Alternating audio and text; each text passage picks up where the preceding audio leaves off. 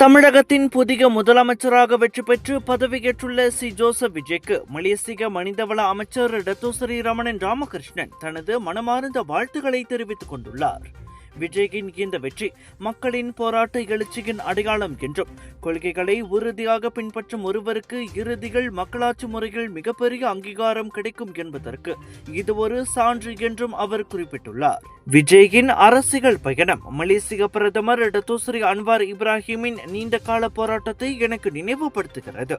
Datuk Seri Anwar Ibrahim அவர்கள் மலேசியாவின் 10வது பிரதமராக பொறுப்பேற்பதற்கு முன்பு சுமார் 2 தசாப்தங்களுக்கும் மேலாக பல்வேறு சவால்கள், அரசியல் அழுத்தங்கள் மற்றும் அநீதிகளை எதிர்கொண்டார்.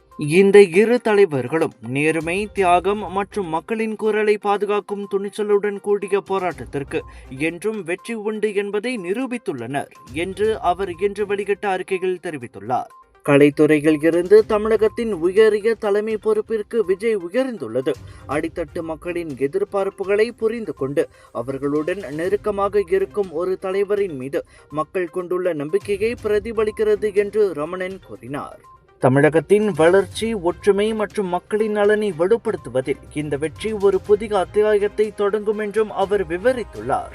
விஜயின் தலைமையின் கீழ் தமிழ்நாடு ஒரு முற்போக்கான மற்றும் மக்கள் நலனை மையமாக கொண்ட மாநிலமாக தொடர்ந்து வளர்ச்சி அடையும் என்று நான் நம்புகிறேன்.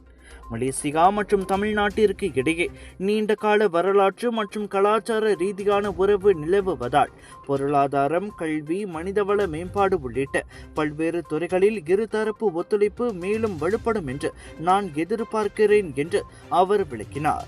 மலேசிய மக்களுக்கும் தமிழக மக்களுக்கும் இடையே நிலவி வரும் சகோதரத்துவ உறவு எதிர்கால சந்ததியினரின் நலனுக்காக தொடர்ந்து பாதுகாக்கப்பட வேண்டிய முக்கியமான பலமாகும் என்றும் அவர் தெரிவித்தார்.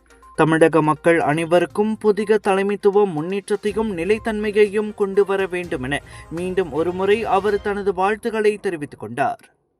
மக்களே, பிக் இந்தியா ஷாப்பிங் ஃபெஸ்டிவல் மற்றும் ஃபுடி மச்சா ஃபுட் ஃபெஸ்டிவல் பேரா இப்போ A1 பிக் ஃபாலிம்க்கு வரோங்க. மே 14 தொடங்கி 17 வரை நாட்டின் புகழ்பெற்ற வைரல் ஃபுட்ஸ், பிரீமியம் மற்றும் boutique collections, sari, kurta, kurtis, imitation jewellery அனைத்தும் ஒரே இடத்துல, தரமான பொருட்கள் நியாயமான விலையில. ஃபுடி மச்சா ஃபுட் ஃபெஸ்டிவலில் 100க்கும் மேற்பட்ட சுவையான உணவுகள்.